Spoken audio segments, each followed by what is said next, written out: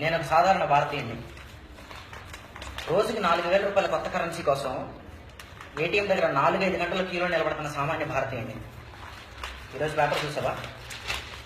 భూషణం బద్దలు, 100 కిలోల బంగారం, 90 కోట్లు స్వాధీనం. కాంట్రాక్టర్ శేఖర్ రెడ్డి ఇంట్లో నిధి 1000 కోట్ల ఆస్తి పత్రాలు లభ్యం. నగదులో 70 కోట్లు కొత్త కరెన్సీ. 70 కోట్లు కొత్త కరెన్సీ. ఎక్కడ మార్పిడైంది ఇదంతా? రిజర్వ్ బ్యాంక్ నుంచి వస్తున్న ప్రతి రూపాయి బ్యాంకులకే కదా వస్తుంది. అంటే మొత్తం అంతా బ్యాంకుల నుంచే జరుగుతుంది తతంగం అంతా.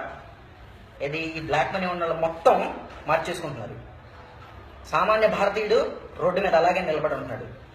ఏ బ్లాక్ మనీ గురించి అయితే ఎంత కథ జరిగిందో వాడి ఇంట్లో నుంచి కదలకుండా ఆడి పాత కరెన్సీ నోట్లని కొత్త కరెన్సీ నోట్లు అయిపోతున్నాయి.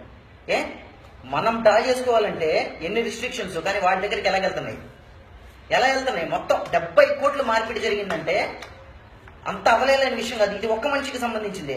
కానీ దేశంలో ఎన్ని కోట్ల రూపాయల బ్లాక్ మనీ, ఎన్ని కోట్ల రూపాయల పాత కరెన్సీ బయట అయిపోయింది ట్రాన్సాక్షన్స్ లోకి రాకుండా. ఎన్ని కోట్లు? నీకు తెలీదా మారిందని? ఎన్ని కోట్లు రోజుకు మారుతున్నాయో మనందరికీ తెలుసు, కానీ మాట్లాడవు. నువ్వు మాట్లాడినంత వరకు నీ దేశం బాగుపడదు. నువ్వు అడిగితే, నువ్వు క్వశ్చన్ చేస్తే మాత్రమే బాగుపడుద్ది. టీవీల్లో, న్యూస్ పేపర్లలో ఏదేదో రాసేస్తాడు. ఆ మారుతుందంట, చెత్త కుండీలో దొరుకుతుందంట, అది ఇది రాస్తాడు. కానీ వాళ్ళు ఎవ్వరూ యాక్షన్ తీసుకోరు. తీసుకోవాలంటే నువ్వు మాట్లాడాలి. ఇప్పటికైనా మాట్లాడడం మొదలుపెట్టు. ఇవాళ నేను గవర్నమెంట్ని డిమాండ్ చేస్తున్నా. రిజర్వ్ బ్యాంక్ నుంచి కొత్తగా రిలీజ్ అయిన కొత్త కరెన్సీ ప్రతి ఒక్క దానికి మీ దగ్గర లెక్క ఉందా? ఎవరికెంత వెళ్ళిందో మీ దగ్గర లెక్క ఉంటే అది మాకు కావాలి. డిసెంబర్ 31కి పాత నోట్లు డిపాజిట్ చేయడం క్లోజ్ అయిపోతుంది కదా. జనవరి 5వ తారీఖు మాకు లెక్క కావాలి. మీరు రిలీజ్ చేసిన కరెన్సీ మొత్తం లెక్కలోనే ఉందా?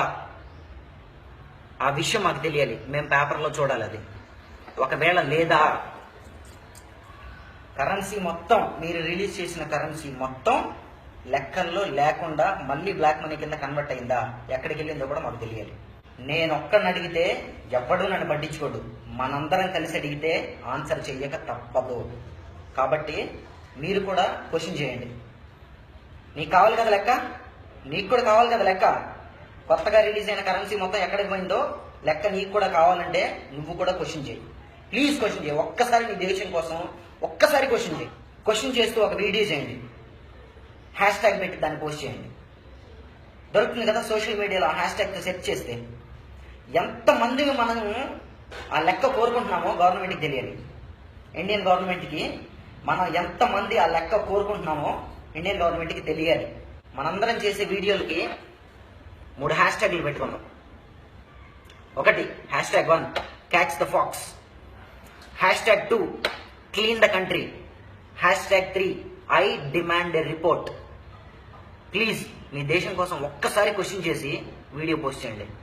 చేతిలో ఫోన్ ఉంటుంది కదా, చిన్న వీడియో, ఒక్కసారి ప్లీజ్ క్లీన్ ద కంట్రీ. రోజు పేపర్లో న్యూస్ చూసి పక్కన పడేసినట్టు, ఫేస్బుక్లో వచ్చే వీడియోలు చూసి పక్కన పడేసినట్టు కాకుండా ప్లీజ్ ఒక్కసారి రెస్పాండ్ కండి. మన దేశాన్ని మనం బాగు చేసుకోవచ్చు. ఈ బ్లాక్ మనీ ఉన్న వాళ్ళందరినీ పరుగులు పెట్టించవచ్చు. Please respond, please.